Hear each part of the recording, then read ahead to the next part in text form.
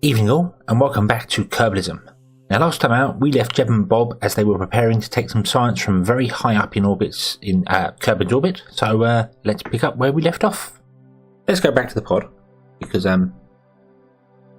we don't want to get stranded in space. That would not be very good for PR. There you go, you can stop floating around and grab on, there you go, and you can board. Okie dokie, there we go. We have 6 megabytes of data transferred from that wonderful EVA.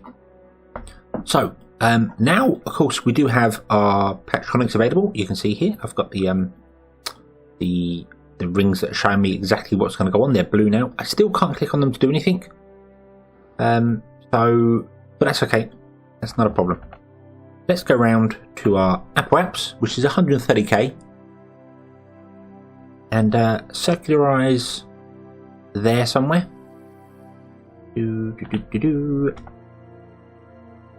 Now I did remember this time around to actually put shielding on this ship. I used to forget that a lot, but nope, I remembered it now. We have shielding on there, so I'm not worried about them going through the magnetic, I've forgotten what it's called, the radiation belt, that's the word. It doesn't show it here. Can't remember how you bring up. Nope, can't remember.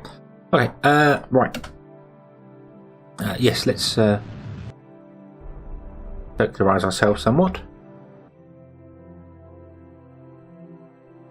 Oh, gone too far. Fine.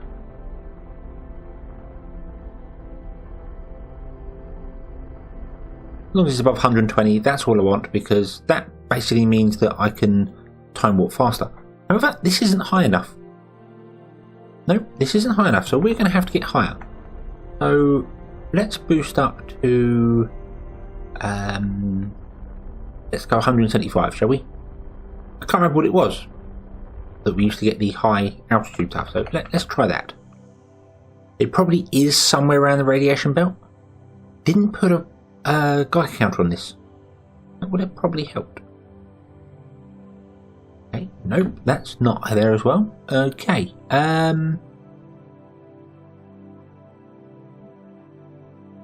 wonder what high is then. Right, I just had a quick look at the previous footage because I honestly couldn't remember, and the high altitude stuff pops at about 280,000 meters, so 280 kilometers. So let's boost up to 280, I suppose that makes sense. I think it popped just before that, but if we go 280, I know it's going to work then. There we go, 280.5. Okay, so round and round and round we go again. And hopefully we should get auto-stopped by science here and now, because I have turned that back on again. Let's see. There we go. Right, pop. 250. Okay. So we're a little bit higher than we need to be. That's fine. That's fine. Okay, let's do our experiments. Awesome. Right, let's rotate ourselves around again so I know exactly what's going on here. And hopefully, if I've got this correct, Bob can step out. He can crawl down this shaft ever so slightly. Do an EVA report, because that's important. And he should be able to reach these to restore both of these without getting off the pod. Now I designed that sort of way because originally it said this didn't have monopropellant in it, and then I decided to add some anyway, so kind of a moot point, but well, you know, it works. Right, so I don't want to do that. I want to accelerate round to our Apple Apps, and I have noticed this is all changing and I'm not getting any different things popping up for it. So do you just literally get science for being high in space? Just high above Kerbin? Is that what it is? I'm not sure. I'm honestly not sure. I don't know. I will circularize up here because, well, why not? That's the only way to find out. Let's get to about 280. There we go. We are circularized, and yeah, it does look as if we are in the extreme radiation. Yeah, we don't get any other science, so it is just high above Kerbin. So I got that wrong. Okay, I didn't know that. I'm not entirely sure what biomes do what things and where and when and whatever. Yeah. Right. So, in that case, I suppose the only thing left to do is come home again. But I want to come home in a specific place, particularly here. There is a crater impact site here, and I'd like to try and land near the centre of it, if I can. Because if I can do that, I can get some extra science, which would be great. I think I've missed it this go here, but yeah, we want to point retrograde and north. So not quite that far. Probably a bit more retrograde than a bit more north than retrograde, so about there. And then when we come round to about here somewhere, probably our apps, I can slow us down and try and get us over that. Okay, so at the apps, and of course the orbit has changed because that's what orbits do as you go around the planet. Your direction is relative to space, not the object you're orbiting. So if I fire the engine there, I'm going to do it gently. Actually, I don't think this is going to work. Because we're pretty opposite now. Right, so if I just slow down instead. Bring our periapsis down to just inside the atmosphere. Let's bring it down to 50. Let's do that. Boom, there we go. Okay. And then we'll come round to sort of here somewhere.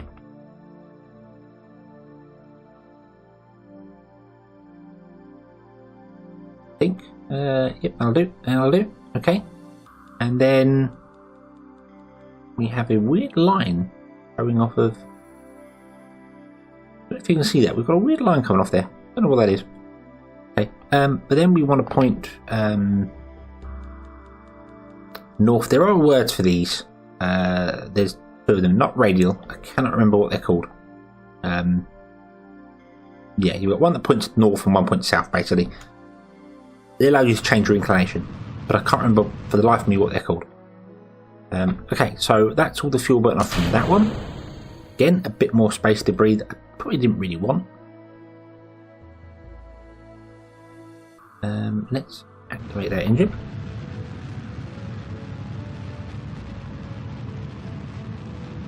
And we'll fire to change our orbit to be over the top of that. We are in the atmosphere. We are climbing slightly, but that's not really a problem.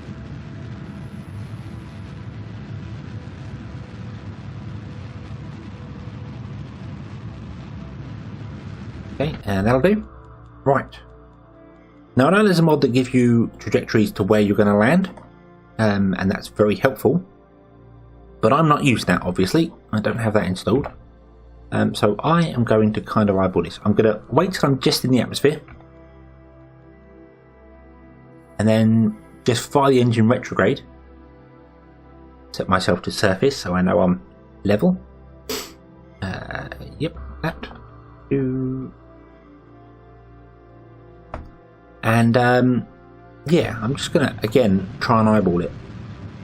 Now I am being caught.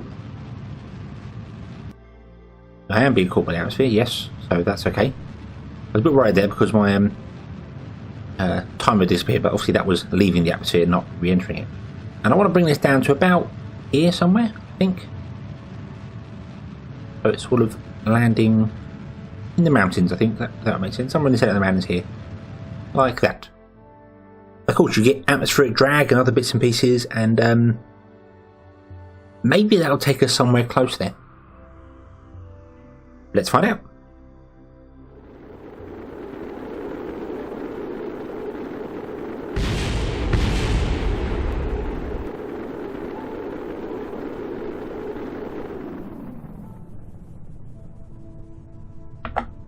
Okay, things exploded that I wasn't really prepared for, and I've missed that by an absolute mile, but hey ho. Yeah, the engine started overheating and then exploded. It might have been the Science Junior behind it. That does not deal with heat very well at all. Okay, right, so I missed that completely. That's fine. I should probably build a plane and come here. That's probably the easiest way to do that. But let's descend down a bit. Let's launch the parachute, shall we? There we go. And you'll see here, I do have these wheels here, which are actual wheels.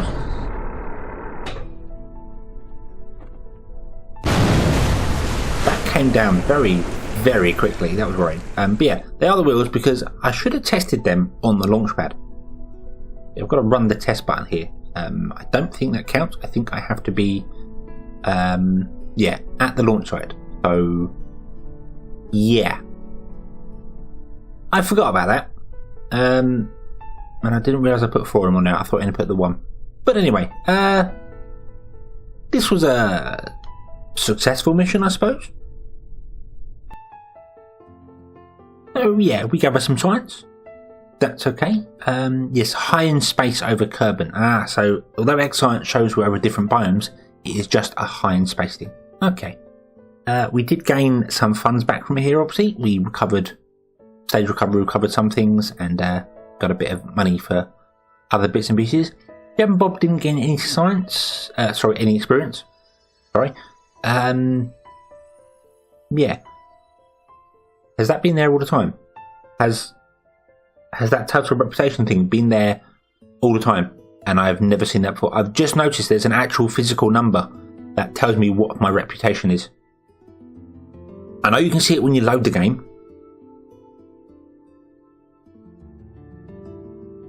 If that's been there all the time I've been making these videos and I've never seen it before, I feel like a right idiot, because I have been saying for a long time, I wish there was a number for your reputation, so you can just see it as a number. I'm not really sure. I mean, I can't particularly tell if there are numbers on top of that. It's very difficult to see. But yeah, so we have 408 reputation. Okay. Not that number means anything, but still, I like numbers. Numbers are good. So, a new morning, and what new contracts do we have? We still have the Rendezvous 2 ships in orbit. They don't have to dock, but yeah, that does give a decent amount of money. So, yeah, maybe. Position orbital probe in adjusted orbit. That's moved the probe we currently have. Doesn't really have much fuel left on it. I might do that, but I don't know. Position a satellite in orbit. That does give us a lot of money. And that's not out of the question. We've definitely got the tech to do that. Oh, actually, we have gather science from around the moon. I really would like to send some Kerbals to the moon. Not to land on it. Not yet. But definitely would like to send some Kerbals to the moon and gather lots of science from around the outside of it. I think that's going to be a good one to do. So I'm going to accept that. Okay. And I think we'll just go for that one for the minute. Yeah, I think we'll do that. And away we go with the Moon Flyby 1. Now, this craft is a little bit different. It obviously has different boosters on the side to it, but still uses the same principle, 4 on the side that fit to the centre. It is using the new skipper engine in the centre for the first stage and for the second stage. But also I'm trying to be a little bit cheeky with it. It has a probe on board which has a Scansat altimeter with it. So the idea being I can get into a polar orbit of the moon, I'm kind of hoping, or somewhere close to it. I can then drop the probe off and sit that polar and it can scan and get an altimetry map of the moon for science. And also my Kerbals then carry on doing their own things and come back and not have to worry about staying there for so long, because they've only got 5 days worth of food and water, and we don't want to leave them stranded out there for anywhere longer than that. Right, we are up here in orbit, but I think I've kind of messed up on this. We have 1,331 meters a second of delta V left, and I don't know if I'm going to make it to the moon or not. I messed up the ascent profile utterly, and was I leant over far too early and was flat before I was through the atmosphere, so I think I wasted a lot of fuel there. But and I'm completely off axis. I'm not really sure what's been going on here. This craft turned out to be not very stable. It's very wiggly. So yeah, I think that's purely because of this here. This is a very small component attached, but nah, it doesn't matter. We're going to go for it anyway because why not? So the moon's over there. It is on the night side, Kerbin, but that shouldn't be a problem because we will launch and end up meeting the moon here. That's usually how it works, and then we will be in the solar panels. I don't want to launch off to end up in the dark for a long time because my Kerbals will die, and nobody wants their Kerbals. So let's go and find the moon. Should be double check what's going on here.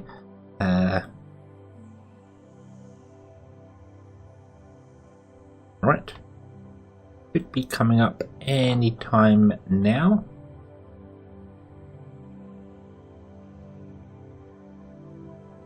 Nope, still can't see it. Where are you, moon? There you are. Oh, you're up there. Oh yeah, of course, so we're firing down. Okay.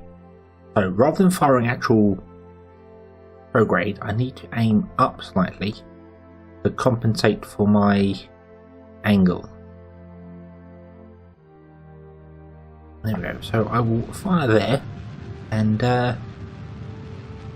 we'll have a look. See, I might be able to make it to the moon. I don't know if I can make it into orbit, but if I can deploy the satellite somewhere close to the moon, it's got enough delta V to maybe make it itself. I hope. Oh dear. Oh dear, oh dear. Oh, there we go. We have an encounter. Very bad encounter, but it is an encounter nonetheless. That's okay. We'll be under the moon. Okay, we'll be going further away from it. So yeah, okay. Well, we will be under the moon, but that's okay. We've used well over half our fuel, and we are going to be on the dark side of Kerbin for quite some time. So I'm going to turn off the SAS. I'm going to bring us about, just to make sure those solar panels do get as much sun as they possibly can before we end up going into the dark. We've got a Moho eclipse there. Not really an eclipse, but yeah. That is exactly what we have a satellite in real life. A satellite, yeah, it's a deep space satellite, deep space telescope that's looking for planets in distant stars. Most notably, they found Tabby star. I think that was the big one that they were all confused by. But that is what it's looking for. It's looking when a planet goes by, we get a little tiny dot, and that means the overall luminescence of the sun drops. And that is exactly what that telescope is looking for. But if you imagine, rather than it being that big, it's 1 pixel big. So the sun would be like the size of Moho, and you're looking for a tiny little dot going across it. So that's quite an impressive feat, to be honest with you, to be able to find things that far away and discover that sort of thing. I'm well impressed with how technology does things. So yeah, I just thought I'd mention that because that's my interpretation of how it works, basically, and I think that's correct from what I understand of it. It's obviously a lot more detailed than just that, but that is basically what I think it's looking for.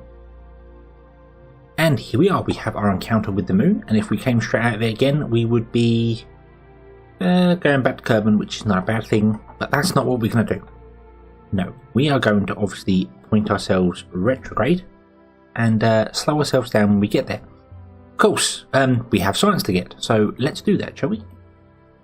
And an EVA report, which I shall do in a moment once the craft stops spinning. I hope. We have full crew control but no connection to the KSC. Ah, of course, right.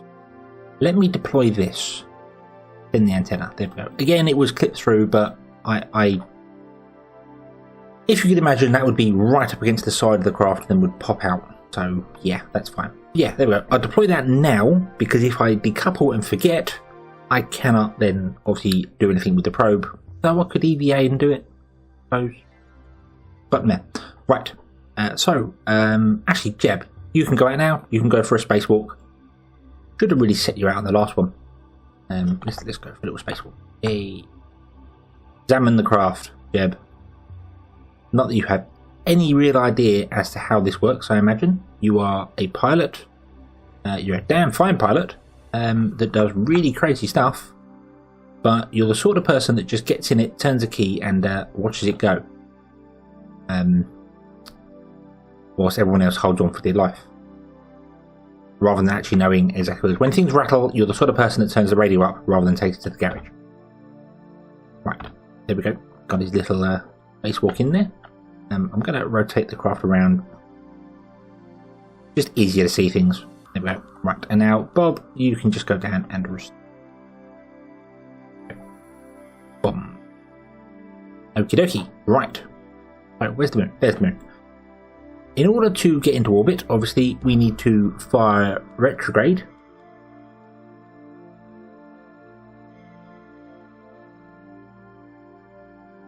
We are a very long way away. I will be happy with using all the fuel in this stage and even that stage, to be honest with you. But I will not be touching the fuel in that stage at all. That is our return fuel. We need that to get back. I hope there's enough there, because if not, we got a problem. It only takes a day to get here, so if I'm going to do things wrong, I need to do it now so I can mount a rescue. So, let's accelerate towards our periaps. We're 7 minutes out still. We've got like 8 seconds of fuel, so I'm basically going to wait till we're... actually, no, because the other engine is nowhere near as powerful as the skipper. So let's just point ourselves retrograde and fire about now, because that's as good a time as any.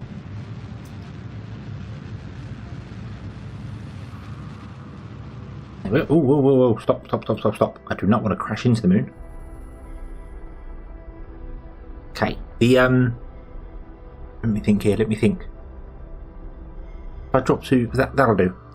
Right, it's got to be within 500 and above 15 for this satellite to work, this altimeter to work. So that's good. I'm really impressed with it, actually. We've only used a very little bit amount of fuel.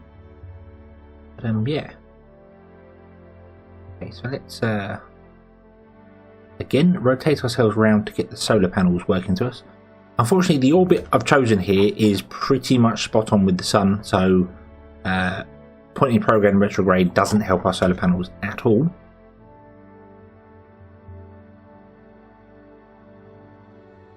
You'd be so kind as to pretty much stop there. Thank you very much. And we shall fly around. I still can't click on the orbits to get somewhere. We'll fly around to up here, and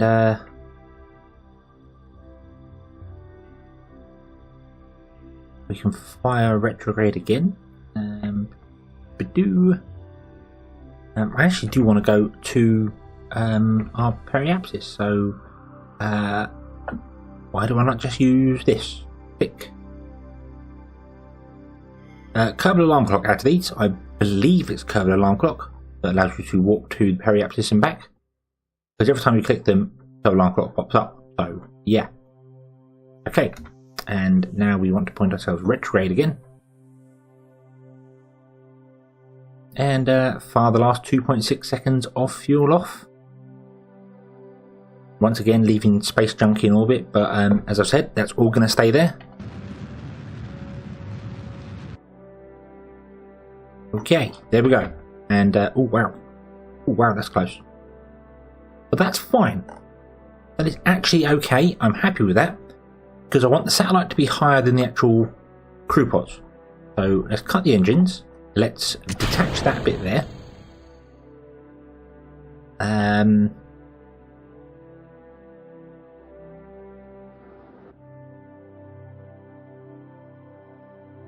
Let's point ourselves upwards for the minute, I think. No, what I want to do is I want to actually detach this one as well. I'm going to have to do this through... No, I can just stage that. There we go. Okay. Right, we're going to stay like that. I'm going to switch over to this. And this does not have prograde or retrograde options. Absolutely fine. To point it prograde, is that correct? Are we going this way around? Yeah, we are going around. Okay. Yeah, I want to put it prograde. And I would say fire up the engine, but I need to turn the fuel on. Yep, turn the fuel on, fire up the engine. And get our orbit somewhat round, I think. 240 round is fine.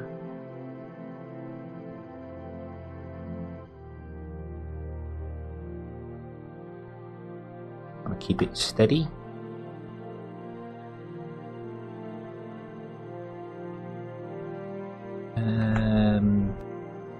Yeah, that'll do. That'll do. That is fine by me.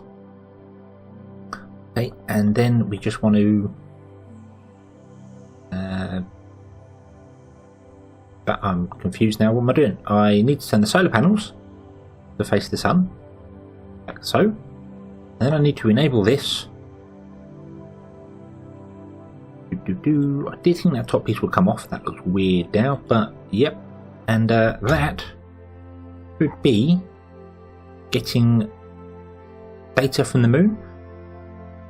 What is our inclination? Inclination is 99.4 degrees. I'm hoping that's going to cover all the poles. I think it will. I think that'll be fine. The moon is tightly locked to Kerbin, so in order to get a full scan of it, I have to do a month of scanning. So, yeah. But that's fine. That's absolutely fine. Moon debris. Switch to that. And that doesn't matter. That's not important. Where is relay? That's the. Oh, there it is. Boom. There we go. This is what we want. Okay. So let's go down to our Peri apps. Zoom, zoom, zoom. And we want to get ourselves nice and tucked in quite close to the moon and see what we can do. Now, I did say this is a return stage. I have 820 meters 820 meters second of fuel left.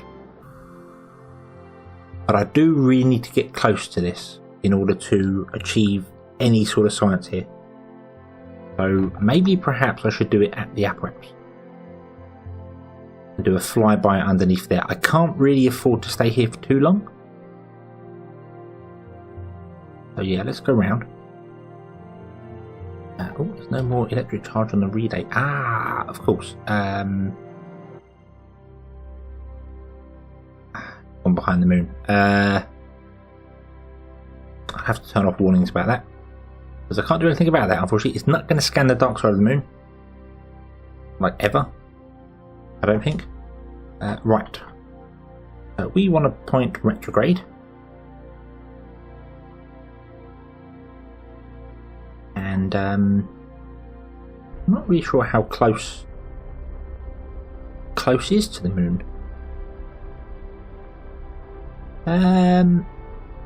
Let's go to 30.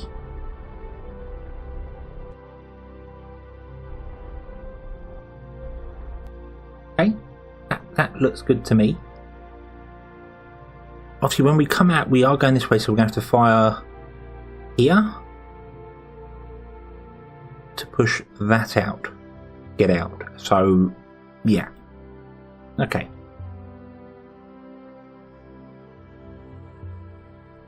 So let's stand up again, because we do want there.